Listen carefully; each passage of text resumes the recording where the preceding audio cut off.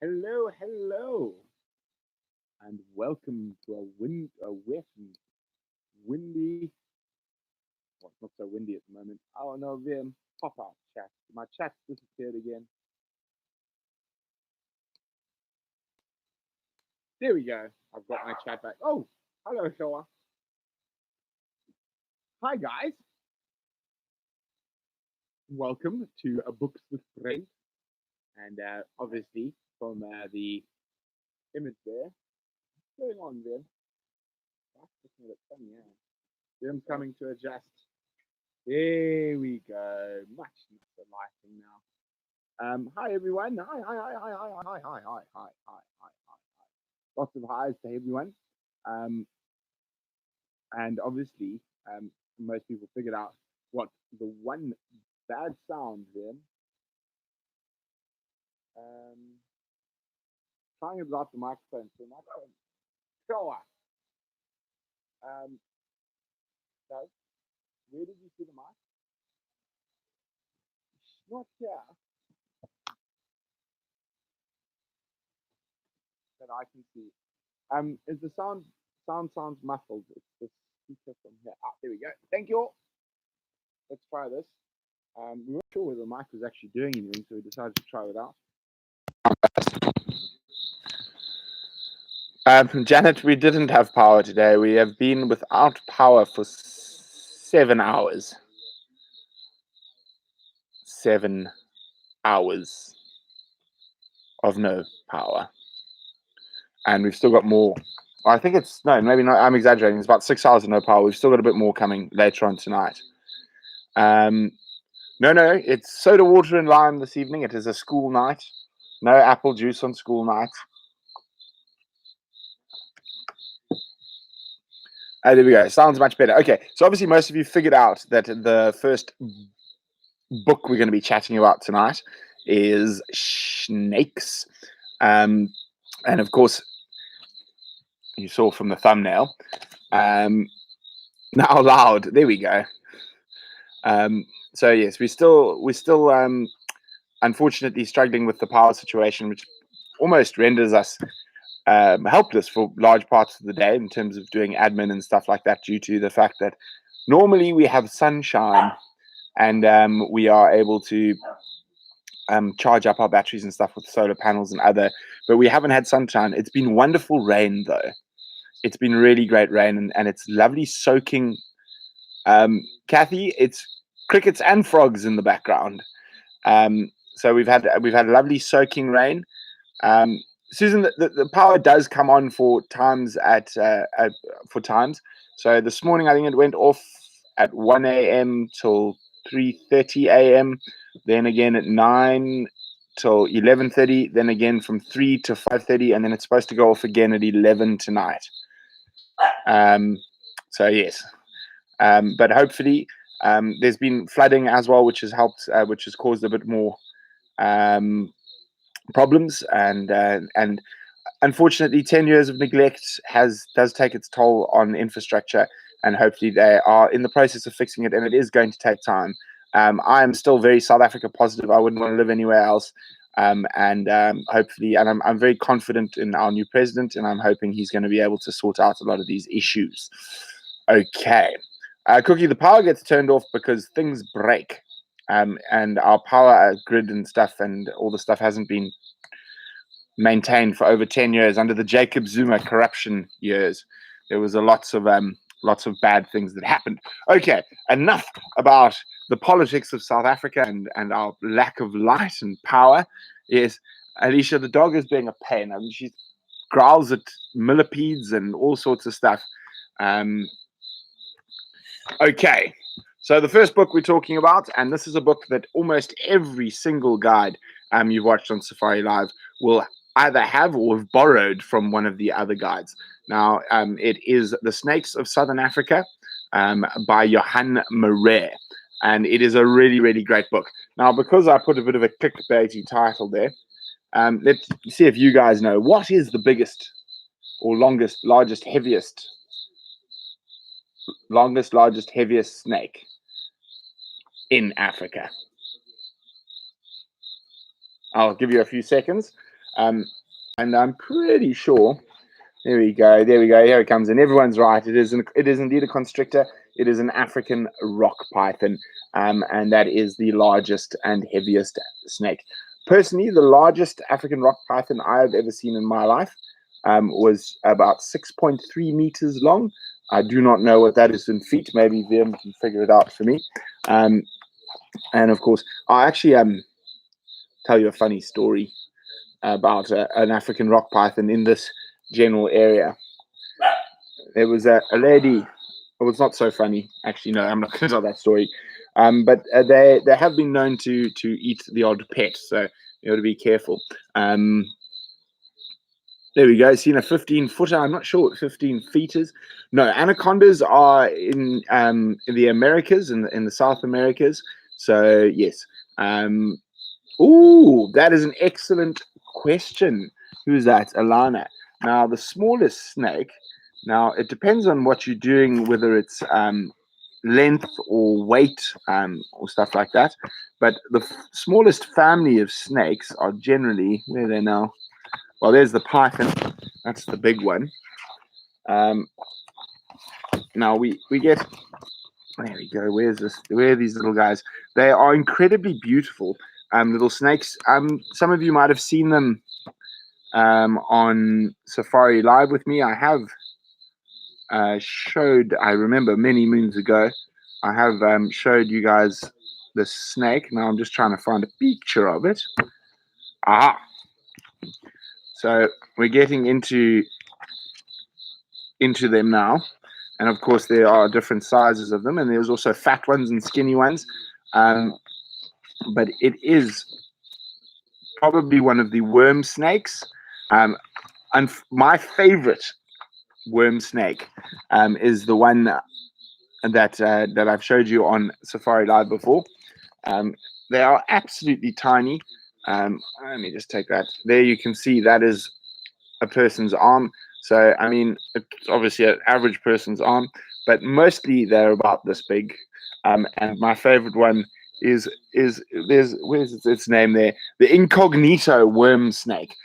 They used to be called thread snakes as well, but they're now called worm snakes. So they're very, very difficult to tell apart. They actually look like mercury, like quicksilver. No, they're completely harmless, my music. What is the snake we see the most often? It's probably the variegated bush snake. So that is probably the most common snake we see around. I'm trying to think. Probably the most common venomous snake that we see around, and it's because they're attracted to houses and stuff like that, is the Mozambique spitting cobra, or the mfezi, which is the Zulu or Shangaan name for it. And they are actually quite a problem, especially if you have pets like a little Jack Russell who will bark at them, because the one problem with the Mozambique spitting cobra, they're quite easy to tell apart from the others. Here's the Mozambique spitting cobra. Is the most common one we sort of get around the houses and stuff here. And of course, the biggest problem with them is that they do spit. Janine, that's an interesting question. Does Africa have a snake that is both venomous and poisonous? Well, I suppose all venomous snakes are poisonous if you eat their venom sacs. So I suppose you could say that. A puff adder is another one, especially after weather like this. That puff adders are quite common. So back to the Mozambique spitting cobras. So of course they can spit in your eye. Many moons ago, everyone used to think you should put milk in your eyes if you were spat by a cobra. Now the best thing to do is just wash your eyes out with water, and the same goes for your pets. Now, why do you think, specifically in an area like this or at Juma or whatnot, why do you think the Mozambique spitting cobra is the most common of the venomous snakes that you might find around human habitation?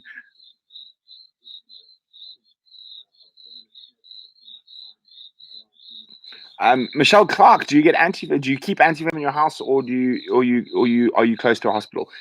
No, we're not. We're probably closest hospital in Swali, probably about 25 minutes, 30 minutes. Aha. Leopard watchers and eagles prey, you're on the way. Rats, but it's not exactly rats. Rats are not Mozambique spitting cobra's favorite food. They will eat them, of course, but it's not their favorite food. Rodents are not. There we go. Who's that? Journey Porchita. That is correct. Toads and frogs. And a lot of people like to have nice grass, so they run sprinklers even when it's dry. And the Mozambique spitting cobras are attracted to feed on the amphibians, the frogs that come. So that's one of the things. And they, of course, they do feed off mice and other rodents, but it is actually swimming pools, ponds, where there are lots of amphibians, which is one of their favorite foods. Froggies indeed, Alana. Now, we actually haven't had many snakes at this house, but of course, the most snakes that we've had to deal with in a year was at Inga's. We had a huge amount of snakes the one year. Jamie might remember, I think it was 12 species, or 10 species. In a year, different species, obviously multiple things. We had black mamba, Mozambique spitting cobra, snouted cobra. One of the what else do we have? Sand snakes, boomslang. I'm missing any, Jamie? Jamie can't remember. But there is a very, very cool one. A centipede eater. Obviously variegated bush snake. There was a very, very cool one which is quite rare that we had there, called a shield-nosed snake, or it used to be referred to as a cobra. It is not a cobra, however. They've redone Inga's for guests. I don't think they'd like that. Well, I think it's going to be quite different than when we were living there. So yes, but there we go. So if you guys are ever looking, there is actually an app for those of you who do not want to carry around a book wherever you go. And of course, I do quite like an app. Of course, there's sometimes never a substitute for a good book, but Coast Rider, what is the most problematic snake? The one that's under your fridge. Because often you don't know what it is, whether it's a venomous one or not. So this book comes in an app called the E-Snakes of Southern Africa. And for the rest of Africa, unfortunately, there aren't really any great books. There's some decent books for East Africa, for Kenya and Tanzania. But for the most of Africa, it's very, very, very difficult to find a decent snake book. But they're slowly but surely, as the rest of Africa is opening up to the safari industry and the guiding industry, you are getting better books.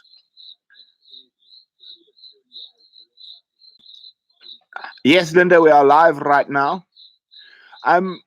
Sally says she'd be scared to have a pet dog with all those snakes. Well, even the snakes, most snakes are very scared of people and try to avoid us, and they'll move away from the vibrations. However, one thing about a dog is the dog will normally find the snake first and she'll bark at it. So we've had an absolutely massive problem with Parabuthus transvalicus, the black spitting scorpion this year. I think we've caught 6 in the last 2 weeks in the house and around the house. And she has barked at 1 or 2 of them. She hasn't tried to bite it. So I think instinct is there.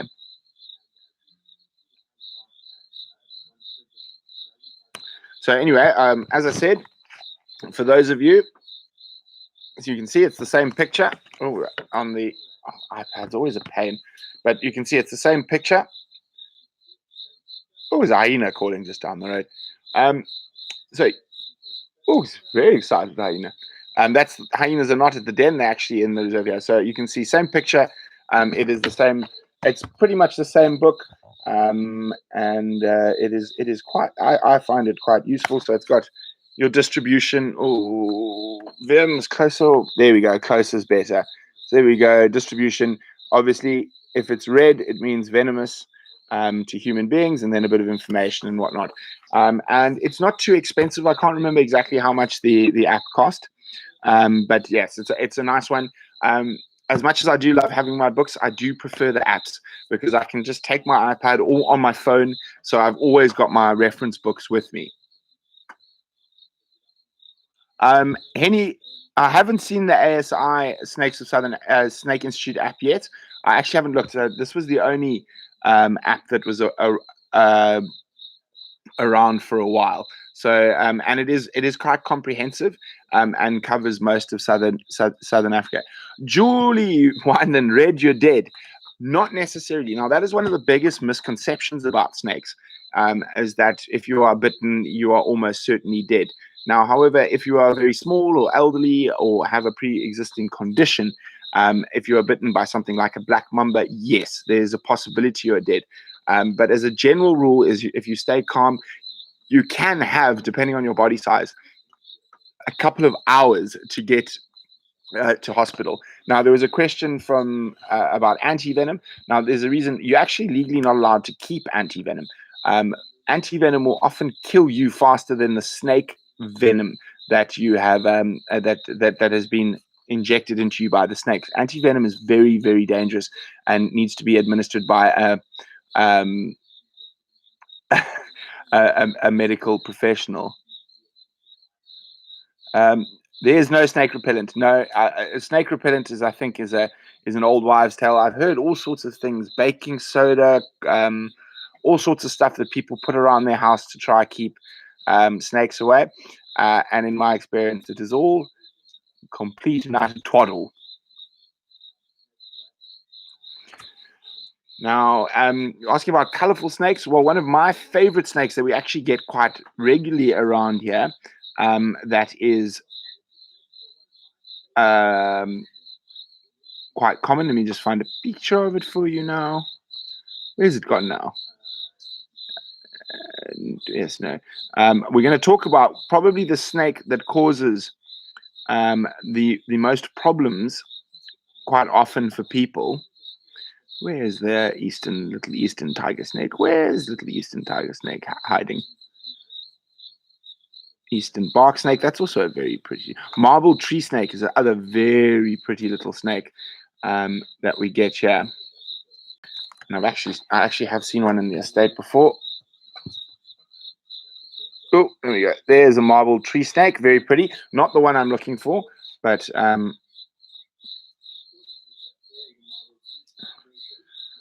dear, going all the way down here.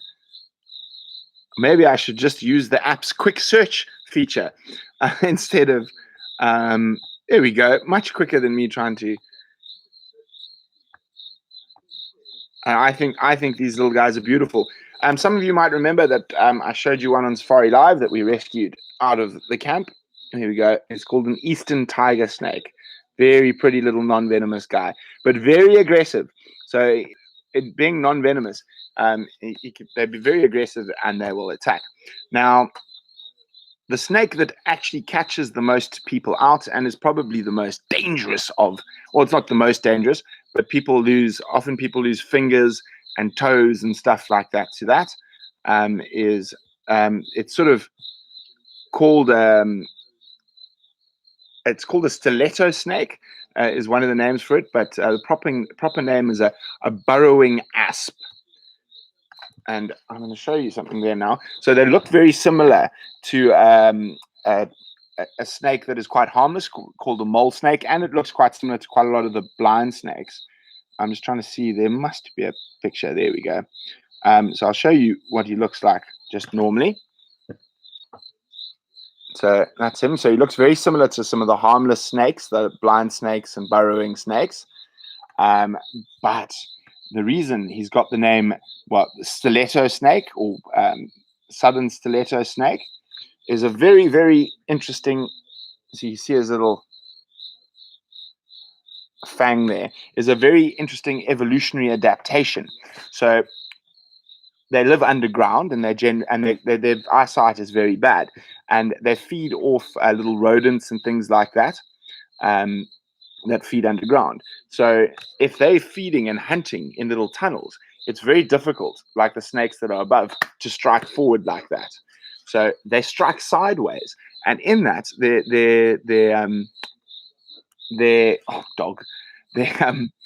their fangs have actually come out sideways. So what happens is people will pick this up, thinking it's a normal little mole snake or something like that, and they hold it behind their head. And you can even hold cobras and mambas like that. And because of their front-facing fangs, they are unable to strike you. But this little guy with these side-facing fangs that actually come right out, they're able to strike you even if you're holding them right behind the head. Now, what happens is they have cytotoxic venom, which causes necrosis, and basically your tip of your finger will rot off and fall off. And there's quite a few safari guides and people out here, amateur snake enthusiasts and stuff, that have lost the tip of a finger or a toe or whatnot to a stiletto snake. We've got lots of non-venomous snakes as well, of course. I mean, the African rock pythons are non-venomous, but there are probably far more non-venomous snakes than there are venomous snakes. And another one, actually, that I caught the other day, which is also a very pretty snake, while I was at Kai and Lowville, is that little guy. So pretty. It's a rhombic egg eater. So that one specializes in eating birds' eggs, and will go up into the tree, and it can dislocate its jaw, because they're often not very big, and their heads are tiny, but they can dislocate their jaw, as an African rock python can, to swallow stuff that is just so much bigger than what you would think was possible. So they actually specialize in feeding on birds' eggs. So that's quite a cool one. Now, of course, we normally do 2 books per session. So we can take a few questions on snakes at the end, but we're going to move on to the next book. And I think it's quite apt that we are talking about this at this time of the year. So we've got snakes, and now we're going to do insects. And next week, we're going to do one of my favorite critters, frogs. Pam, yes. So that basically they do swallow the egg whole, and then their constriction movement of their body actually crushes an egg and breaks open the egg, so they can digest, and then they will obviously defecate out the keratin layer, or the eggshells that they are unable to eat. What is the largest prey that I've seen a python eat? An adult female warthog. So we're going to do insects. Now, unfortunately, insects are probably one of the toughest things out here in terms of finding good reference books. This is probably the best general insect book. There are some very serious we do have that other one, don't we, Jamie? We'll have to save it for another time. Insectopedia. Yeah, but we'll save that for another time. But I mean, you don't really take Insectopedia out with you. You normally take a photo and try to work it out. But if you're out in the bush, we will generally use this. And it's called The Field Guides to Insects, African Insects. And it is by Mike Picker, Charles Griffiths, and Alan Weaving. Oh, before I forgot to say in the beginning, this is by no means a paid for promotion of these books. I'm apparently supposed to say stuff like that. This is just, I know a lot of you wonder what books that the safari guides carry around with them or use as reference books when they get back to camp, and this is the one. This is sort of a really handy one. Unfortunately, it's very difficult with the amount of insects to have every single insect. But what it can do is give you a nice sort of general idea of the family. Now, we've got many, many hundreds, if not thousands, of species of termites throughout Africa. And of course, you can't cover all of them, but you can see the differences. So there we go.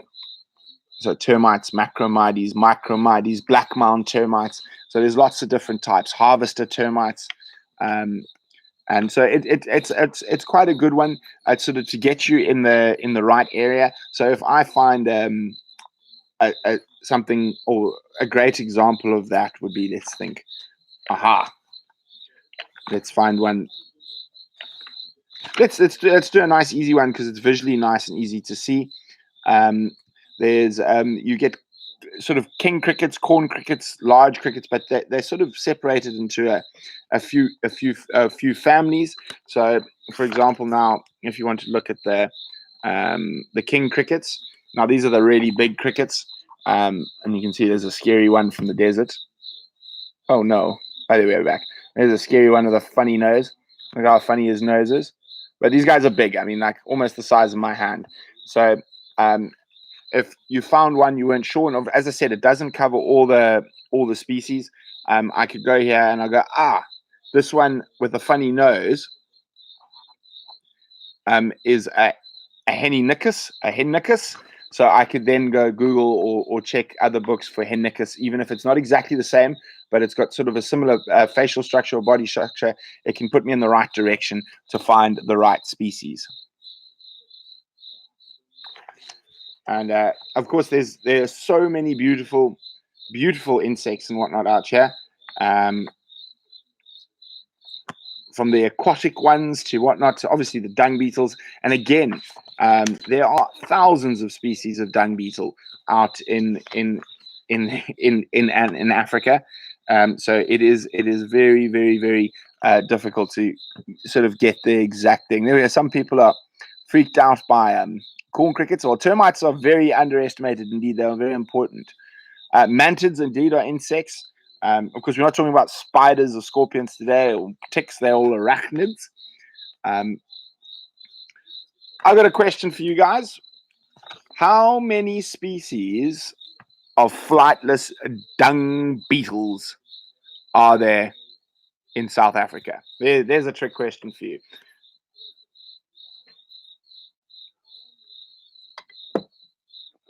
Flightless dung beetles. Do you know most dung beetles, they haven't evolved landing yet. So they just sort of, and then when they get near poo, they just go, and crash to the ground. There we go. 10, 310, another 10, 0, 15.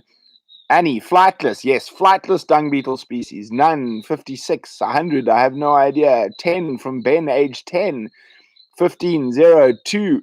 Goo, 1. And Pat Moggy, also 1. Now, if anyone does know, and this is going to be a bit of a tough one, so let's see. We're quizzing here with Brent now on books with Brent. Where does that flightless dung beetle live? It lives in a very specific area oh, there we go. There we go. White rhino, Goo. You are both spot on. You guys are too quick for me. Indeed, they live in Addo in the Eastern Cape. So that is the only flightless dung beetle species in Africa that I know about, but definitely in Southern Africa. But of course, there could be one that hasn't been discovered in the arid savannas or wet savannas of Chad or Nigeria or Congo or Central African Republic. So very, very cool. It's the only one I know of in South Africa, though. Now, let me show you some scary creatures. Now, I think they're very cool. Someone tagged me in a post on Instagram with one of them the other day. Oh, I found one of these. So I'll get back.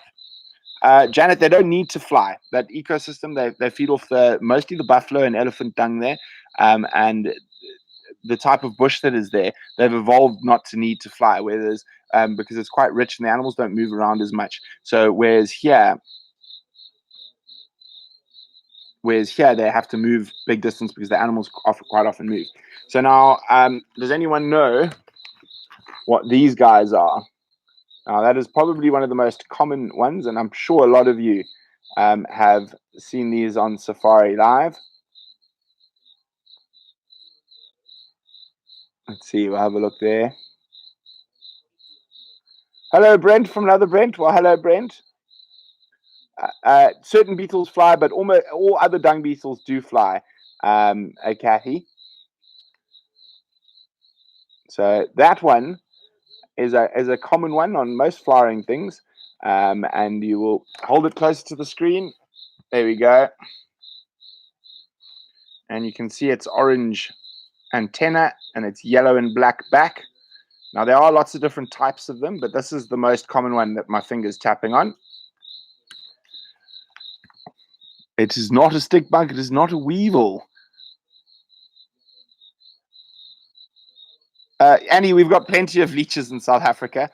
Most of them are quite small, but you do get bigger leeches in the Limpopo and Pongola systems.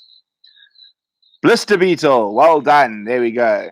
Cenac, you are spot on. It is indeed a blister beetle. Picky, haha, it wasn't, but well done. That's exactly what I was looking for. I saw while we were out fixing up that elephant with the snare wound, I saw my first meloid mimicking jewel beetle that are in the last 4 or 5 years. Without the rain, they haven't been great. So that is it, and I'm going to find you. So that is a blister beetle. Its proper name is a CMR beetle, and that actually stands for the Cape Mounted Rifles. So during the colonial times, the colors of the Cape Mounted Rifles were yellow and black. So that is it. Apparently they wore a jacket that was quite similar. So that's how that blister beetle got its name. Now, as I said, as Picky said, there is a meloid mimicking jewel beetle, which is a very cool thing. And I'm just going to have to find, I think it's going to be easier if I go have a look in the index. Oh, that's indexed scientific names. I cannot remember the scientific name for a jewel beetle. I should beat myself. Jewel beetles. There we go. Let's see. It's probably something horrific. I'll tell you now. Here we go. Jewel beetles. It's not that bad. It's Gelodus. So there we go. That is a meloid mimicking jewel beetle. Now, who can tell me what is the major difference from having a look at the CMR beetle and the meloid mimicking jewel beetle? Who's noticed? What is the difference? See if anyone can difference. Dun, dun, dun, dun, dun, dun, dun, dun, dun, dun, dun, dun, dun, dun, dun, dun, dun, dun, dun. There we go, Kathy Bombathy. You are spot on. There are slightly different body shape. Now I should have actually kept the blister beetle page open as well. That wasn't very smart of me. You are spot on. It is to do with their antenna. Now I've lost the blister beetles. Now I have been absolutely annihilated by blister beetles in the past. They have got me while I've been sleeping, all around my neck here, and they can be quite horrible. There we go. Okay, so there is the blister beetle. You see the bright orange antennae, and then if you look at the meloid mimicking jewel beetle, black antennae. And I saw one just north of Palabora. Yes, there we go. The giant longhorn. It was Right Rhino who tagged me on, I think it was Instagram or whatnot, saying, did I know what it was? Yes, the giant longhorn. Now, the giant longhorn, let me see. I don't know if they're in this book, but they are very cool for a couple of different reasons. Longhorn beetles, longhorn grasshoppers, longhorn beetles. I don't know if the giant longhorn is in this one. Now, strangely enough, I have eaten a giant longhorn beetle. Oh, shock and horror. Aha. There he is, number 3. Now, this picture doesn't really do it justice, but that is the giant longhorn beetle. Whoopsie, the one in the middle, that one there. Now, when I say I've eaten a giant longhorn, I mean I've eaten that. The grub of the giant longhorn. Now, what's quite interesting about the grub of the giant longhorn beetle is what it tastes like. And can anyone tell me what they think the grub of a giant longhorn beetle what it might taste like?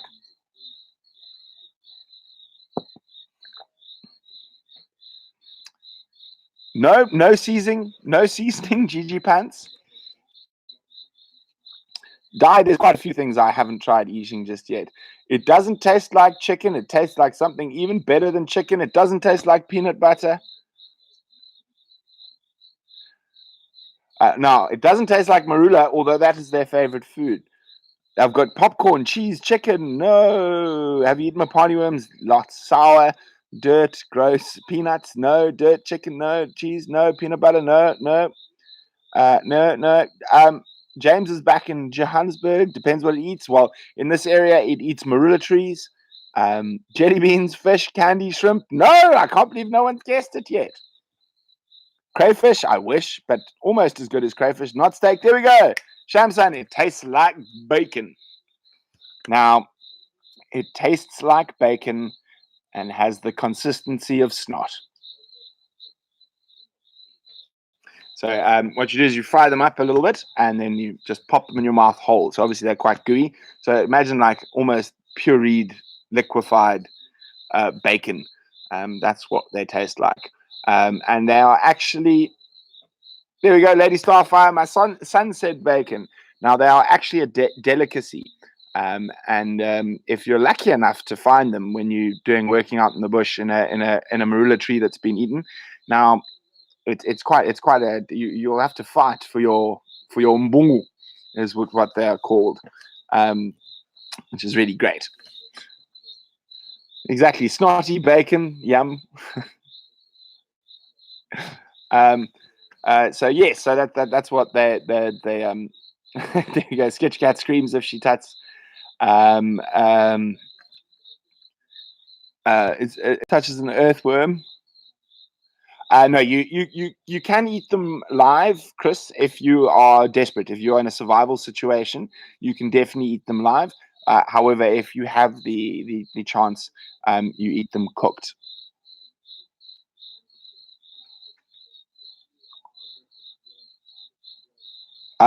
Well, Nunya, you don't actually see them too often. I thank you, Darcy. They're actually quite rare because those grubs are actually inside marula trees. Now, marula trees have got very, very soft wood, and often fall over, especially at this time of the year with wet and wind and whatnot. And the reason for that is things like giant longhorns have basically corrupted the structure of something like a marula. Now, of course, giant longhorns aren't the only longhorn beetle grubs that feed on marula trees. Deja vu, I'm sure they make good bait, but if I ever tried to use one as bait, I think Simon Matabula and Renius, who taught me about them, would beat me over the head for wasting such good food. How big was the one I ate? I don't know, probably about 5-6 centimeters. Picky, you'll find them inside a marula tree. So, and they will pupate inside the marula tree as well.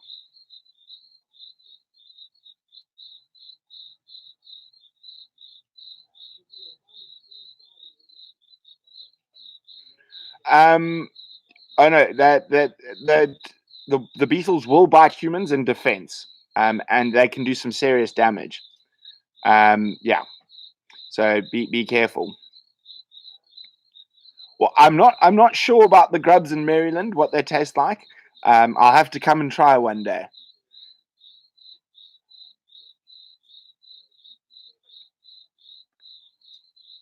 It is actually seen like that beetle bite is strong enough to actually through your skin. Now I'm going to do. Oh, let's think. Are we going to do an evil or a beautiful insect? I'm going to do 3 more insects. How's that? Okay. So this one is one of the coolest things. They're quite big, but it's a type of fly. It doesn't even have a common name. It only has a scientific name, which is Phyllolechi anthopica. And I've seen quite a few of them. I've actually seen them at Juma, but they're near impossible to get on camera. But see that. Look how long its proboscis is. How cool is that? So that fly isn't going to bother you because he's only after nectar.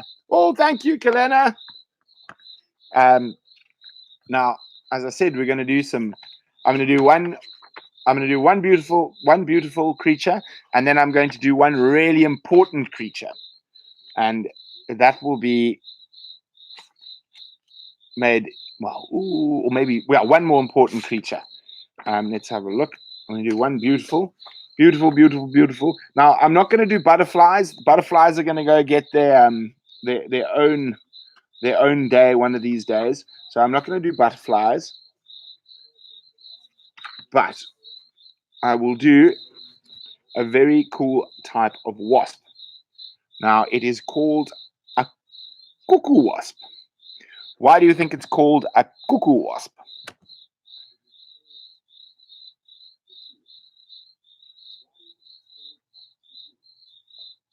Now, it is a very pretty wasp, but I want to know why. There we go.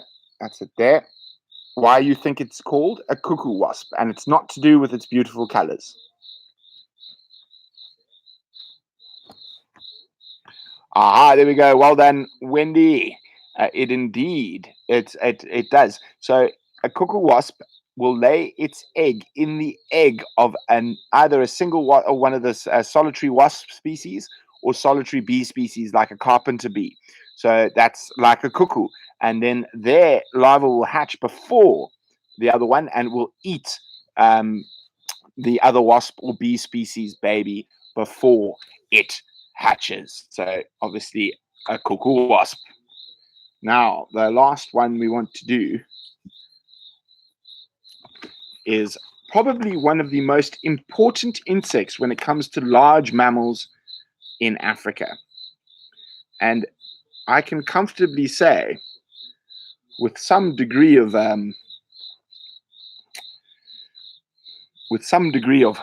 confidence, that horrible looking thing, or actually both of them, this one in particular, has saved more rhinos, elephants, lions, cheetah, wild dogs, impala than any other animal, probably even more than any other human being. It is indeed a tsetse fly. Now, the reason the tsetse fly didn't go out and choose to try save everything, it was a tsetse fly, Senak. The fact that it carries a sleeping sickness, which is really, really deadly to livestock. And basically, because of the tsetse belt, it stopped the progression of cattle, dogs, cats, goats, sheep, into quite vast areas of Africa. Yes, so that is it. So that is it exactly. So that is the tsetse fly. I need to do one more thing. I've got some big thank yous, by the way. A really big thank you to everyone who has been helping us support in the Endangered Wildlife Trust and their those wild dogs that were rescued from being shot. We are nearly there. I think we are. I'm just getting it up now.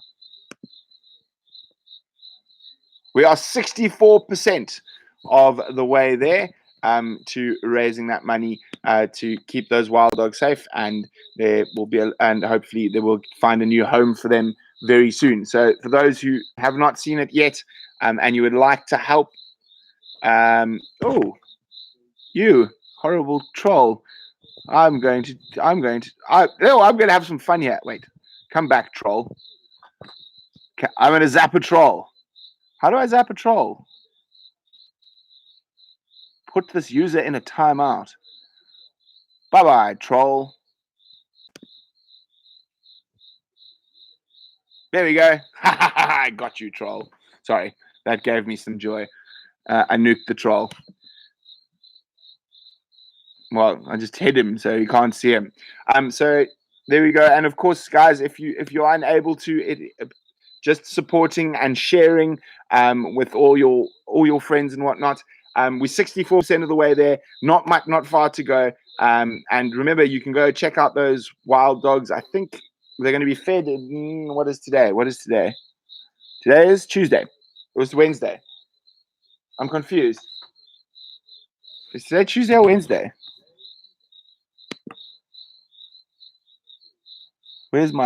It's Tuesday. Okay, it's Tuesday. So I think it'll be Thursday that the wild dogs will be will be fed. So keep a look at it. They were quite active this morning for a little bit. So go check out the cam. I don't have a link for the cam close by. Maybe VM can just, there we go. VM's ahead of me. So awesome, guys. Thank you so much. And on the 18th of December, Pam Landy, VM's put up the link where you can watch the wild dogs. And there is the wild dog, the place where you can donate directly to the Endangered Wildlife Trust. Thanks, guys. It's been great. I'm going to go finish cooking. We're making old farm style soup today, which I'm quite excited about for the cold weather. So I better go feed Jamie before she starts eating me or the puppy.